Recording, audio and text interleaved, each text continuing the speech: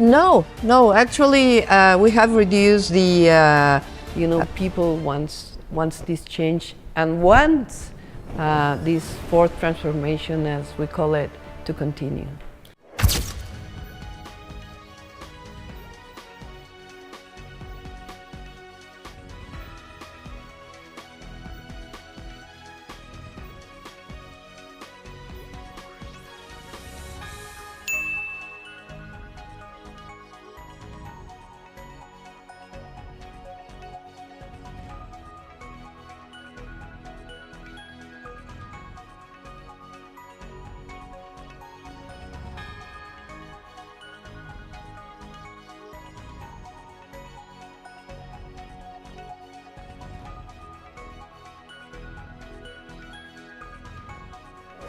And it's time for women. Yes. And women, we can do whatever we want. Exactly. We could be a police, it could be firefighters, we could be whatever you want. We can even be a president. Mm-hmm. It's always a good news when we hear about women getting into leadership. It gives more hope to women about having a safer and better future. So I want to congratulate you on that. And I know it has only, it's probably less than a month for you. So that's right. I know there's a lot. Now, we've been broadcasting all day from this spectacular location above the Zocalo, the historic heart of Mexico City. And for more on what is going on in this vibrant metropolis, we're joined now by the mayor of Mexico City, Claudia Sheinbaum. Thank you so much for joining us. Thank you very much. Thank you. So let's start with the pandemic. You're a scientist, and Mexico City has one of the highest vaccination rates in the world. That's How did right. you do that? Well, it's we believe in education above everything. For example, the use of masks, we never put it as a mandatory thing. We just explained that it was very, very important for the city, and we are the city that probably right now and during the pandemic used more masks. And it's the same for vaccination. We have 95% of all the adults in Mexico City vaccinated already.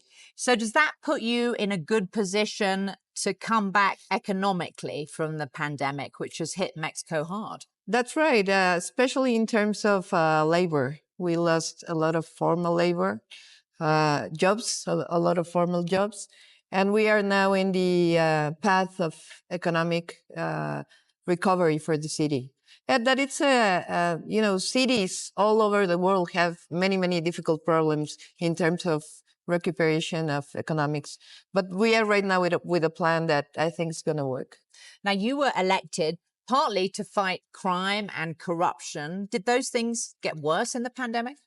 No. Actually, we have reduced the violence in the city in around 45% in 3 years.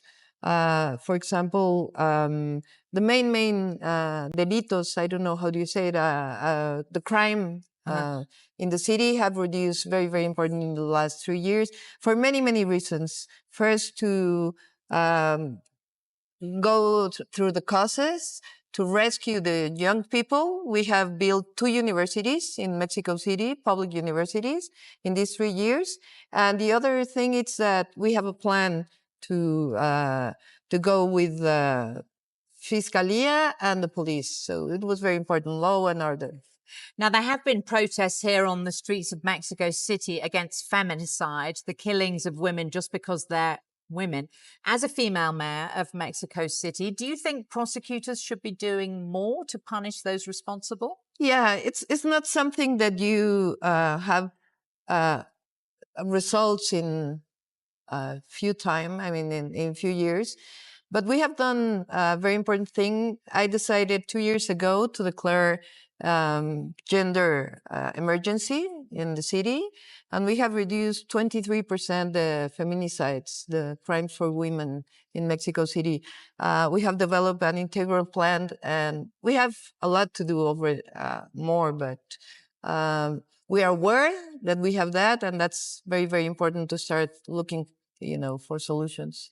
You are often talked about as perhaps the first female president of Mexico.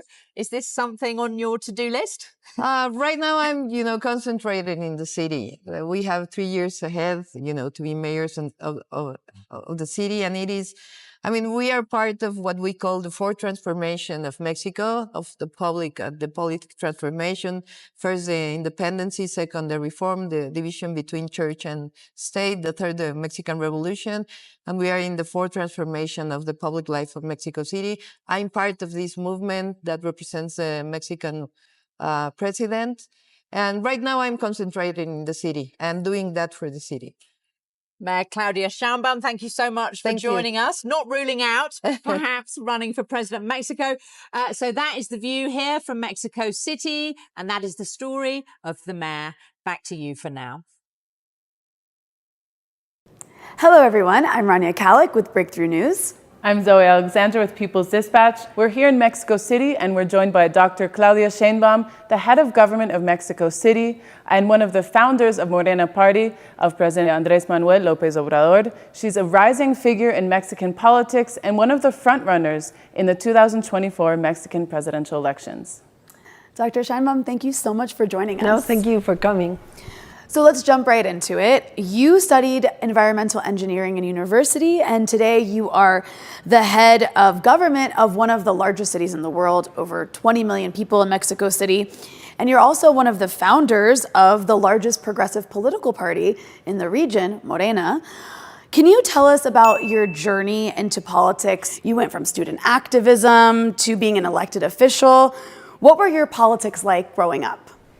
Well, first of all, my background is physics. I studied physics, then energy engineering for my master and my PhD.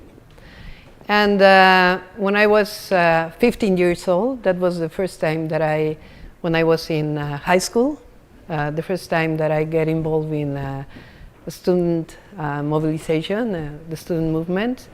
Because many people couldn't get into the high school. So I was in, but I was, in solidarity with those that couldn't have the possibility of studying. And then, I get involved in social politics. And it was very important for us in 1988 when the Ingeniero Cárdenas was candidate for presidency. And it was very important for us because we came from a student movement and we decided, I said us because our generation, and we decided to go to Ingeniero Cárdenas. And later on, I went to the US to study my PhD. And then I returned and I was part of the university. But I was involved from my parents that they were involved in the 1968 student movement. So I was involved in politics. But my main occupation was to be a mother and to be in the university. And in 2000, President López Obrador, when he was chief of government of Mexico City, he invited me to be the Minister of Environment.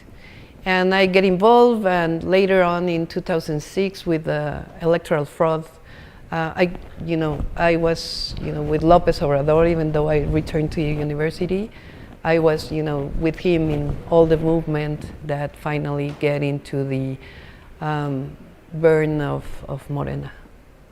Great. Well, we know that PRI and PAN really maintained a stranglehold over Mexican politics since 1946. In 2016, Morena was founded to be an alternative to this. And in 2018, of course, Morena achieved a historic electoral victory with the election of Andrés Manuel López Obrador. What does this mean for the course of Mexican politics? In 2016, when Morena was created, nobody wanted to be in Morena because it was a new party. And in Mexico, you have to win a certain percentage of the votes to be an official party. And it was very difficult because just few people wanted to be in Morena.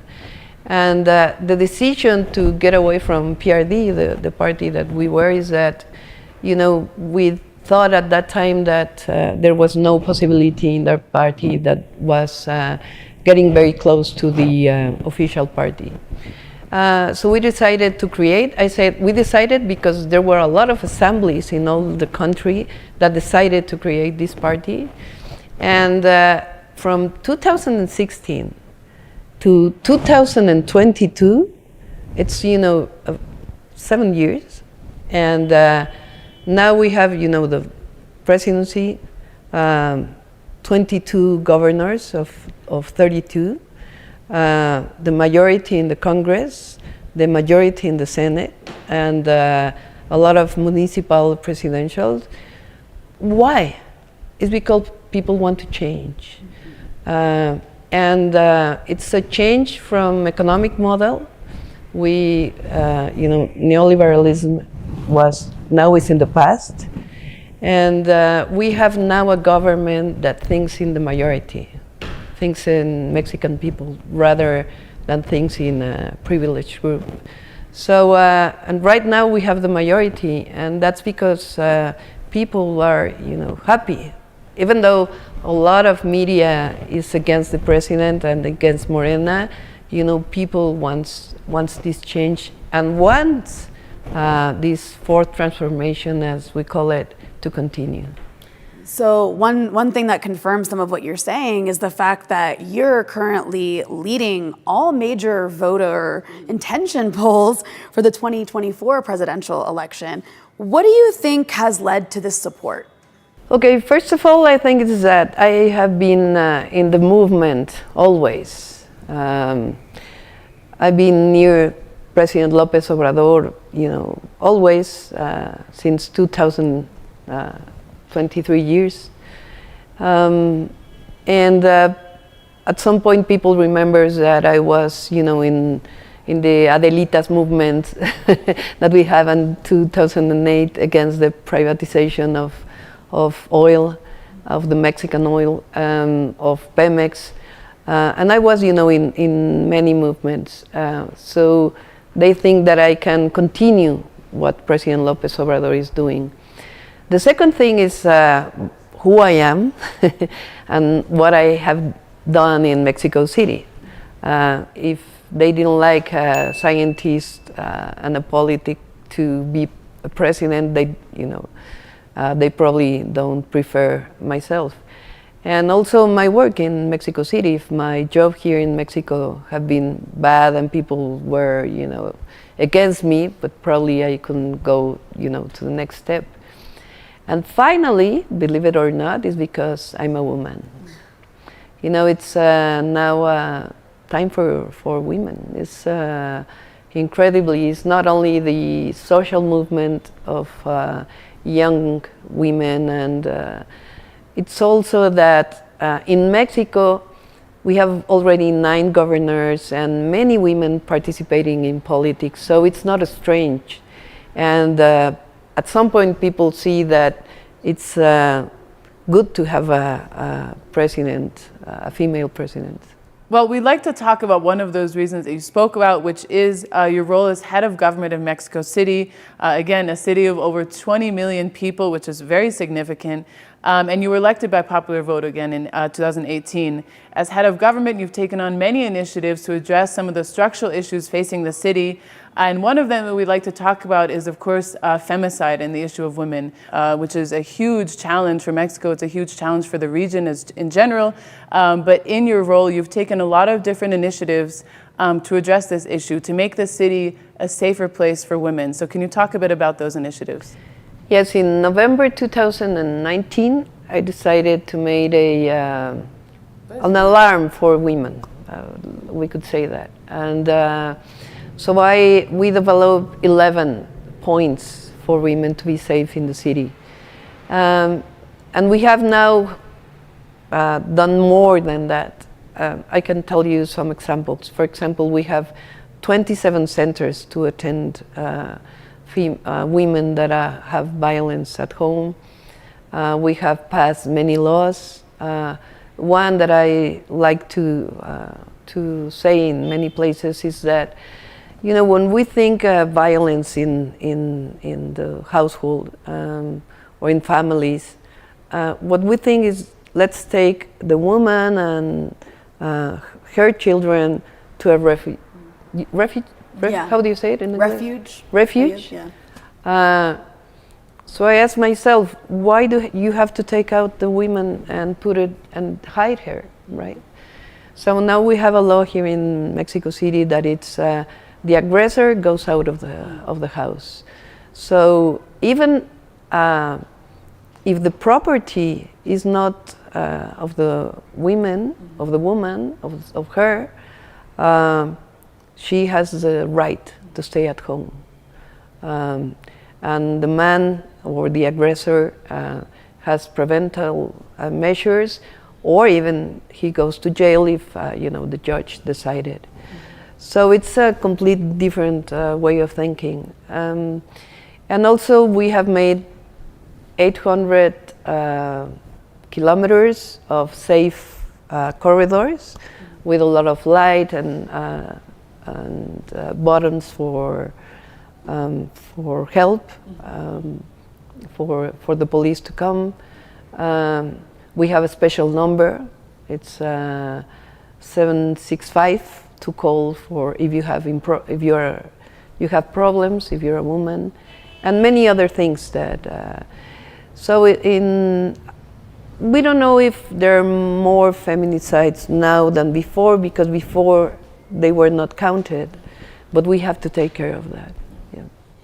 And I mean, you've dealt with so many other issues as well. One of the biggest ones affecting the entire planet, of course, is climate change. And you're an environmental engineer. As you mentioned, you were also Secretary of Environment, and you were part of the UN panel on climate change in 2007, which won a Nobel Peace Prize. And Mexico City, like all major cities, deals with many issues related to this, such as access to water or pollution, just the general impact of climate change.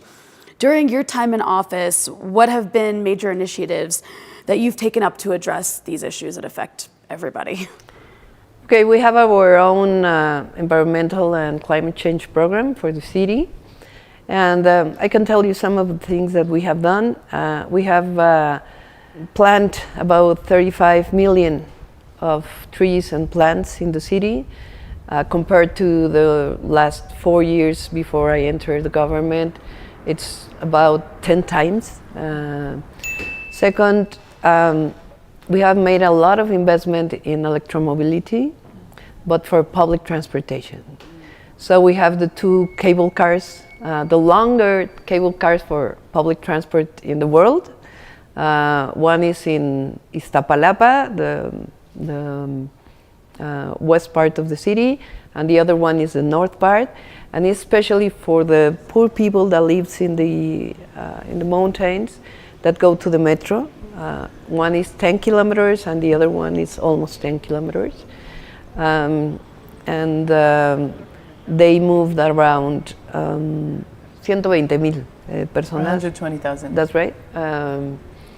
And then we have already 500 trolleys in the city.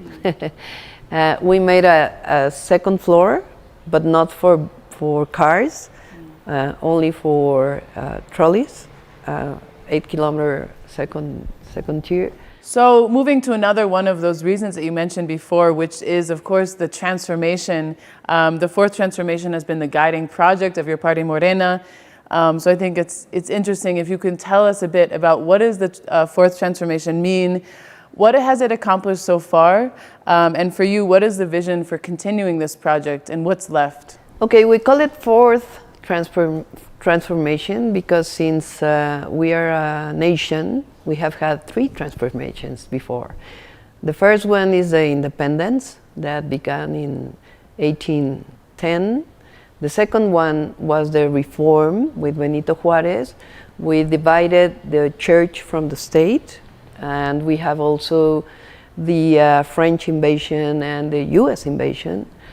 So 19th century, especially the second half of 19th century was very important for Mexico. And then for many, many years, we have a dictator that was Porfirio Díaz. So the third transformation was the Mexican Revolution, which changed, the government not only for more democracy, but to see the government for the social rights. These three transformations were violent. There were wars.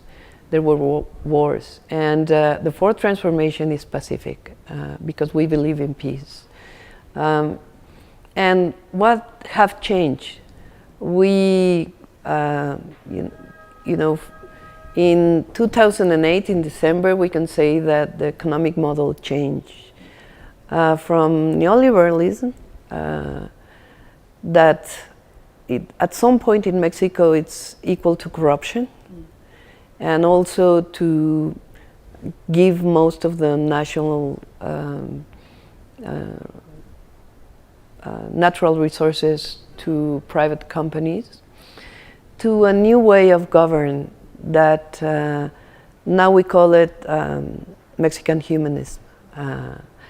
And it's mainly we believe in private investment. We believe in trade, of course, in free trade. We have a trade with the U.S. and Canada, but we believe that the states have to give the rights for the people. What do we think is a right? Education, health, household, or dwelling. Pension for all the elders, and we believe that government has, and also we believe in that strategic areas of economy, such as energy, the state has to be part of this, especially electricity, oil, and mainly, and now. Lithium, that it's going to be very important. It's important, and it's going to be very important in the future. So it's the basic, but we believe also in trade. We believe in private investment, but we believe in wealth for Mexican people. You cannot have private investment measured only by GDP or international investment. You have to measure investment, public and private, in wealth for the people. And that's, the big difference with neoliberalism, that believe that everything was going to be solved by the market. So also with regards to the region, we've seen many significant electoral victories of the left, of progressive forces across Latin America, in Honduras, Bolivia, Brazil, and Colombia. What is the significance of this progressive resurgence for Mexico, and how does Mexico see itself as part of this? It's something very special what it's happening right now in Latin America. And I think people decided that the old model was bringing inequalities and corruption in many parts. And people want to have a government that look for the people who have less, historically.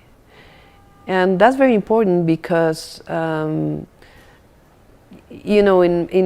many parts, from my generation, we always think Latin America as the Patria Grande, and so for me, it's something incredible that it's happening. Now we have to give results. This progressive wave is distinct in the presence of more female leaders, people like Xiomara Castro, Cristina Fernandez, Francia Marquez, and then Mexico, of course, just hosted the Feminist International, which was a gathering of all these female leaders from across the region. How do you see all of this in relation to the rising tide of feminism across the region? It's obvious that women are, getting more in public life because of the feminist movement, because of the young women that have said, stop violence and stop especially sexual violence. So this is very important. What I think, and I spoke in this international congress, and I said, let's speak about a social feminism. What do I think about it? We women, we have probably the same problems, but there are some women that suffer more. In Mexico City, we made a survey who is more discriminated in Mexico City. And it's because of the color of your skin, it's because if you're indigenous, and it's because if you're women. So if you are, if you have, if you're not white, if you're a woman and you're indigenous, you're going to be more discriminated. And it's not the same for a white woman. So we have to think about it. It's not only, you know, the same for everybody. So Mexico has historic ties with the people of Cuba, and in the last several years, under the leadership of Andrés Manuel, there has been many important advances with regards to economic and medical cooperation. Of course, the US blockade presents many challenges to this, but for you, what do you see as the major barriers to furthering integration amongst the people of the region, and specifically, of course, with the people of Cuba? Okay, we are against any kind of, how do you say it in English? Bloqueo? Blockade. The blockade. Because people suffer from that. It's not just that you're against certain government, but people suffer. And even though this blockade, you know, people of Cuba has, you get, you know, their own path. You know, medicine in Cuba is incredible compared to many other countries in the world. So Cubans have to decide what is going to happen with Cuba. And people of any other countries are going to decide. That's a principle of foreign policy in Mexico. It's in the Constitution, you know, the sovereignty of any country. And especially, you know, we have ties with Cuba. And right now we are, you know, we have been benefit from Cuban doctors that are coming to Mexico. Because in the last decade, you know, medical schools have closed so much that we don't have enough doctors. So we are looking in any country that want to help us to have a good public health system. And the Cuban says, we help you. So we are receiving that help, and we are paying for that service. And we are paying doctors as if any other country have said that. And that benefits Cuba. So, you know, they have to decide what's their future, not anybody else. And you mentioned the issue of sovereignty. As I'm sure you've seen, we have these conservative politicians in the US that have been making these very provocative statements about military intervention in Mexico under the guise of fighting drug cartels. And this comes after AMLO has nationalized the country's lithium industry, which they're not so happy about. And he's also emphasized the importance of Mexican sovereignty. So what's your position on US interference in Mexico? I'm against it. As I'm against, you know, intervention in any other country. Why in Mexico? You know, the drug market between Mexico and the US, it's because in the US have been, in history, more consumers than in Mexico. So if we want to stop that, is not just violence.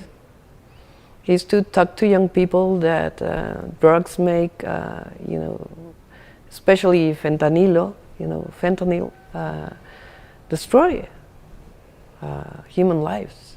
But it's cooperation. It's not invasion. So you say that? Invasion? Yeah. So it's not violence. You know, we have to work together to stop the consumption and to stop the market of fire guns that come mainly from the US. So it's, you know, it's mutual. So we have to work together, not, this thing that it's just, I think, propagandistic. But we have to defend Mexico at all points. So over the past several months, there have been very large and important mobilizations in support of President Andrés Manuel, of the project of Morena, the fourth transformation, in support of the nationalization of lithium.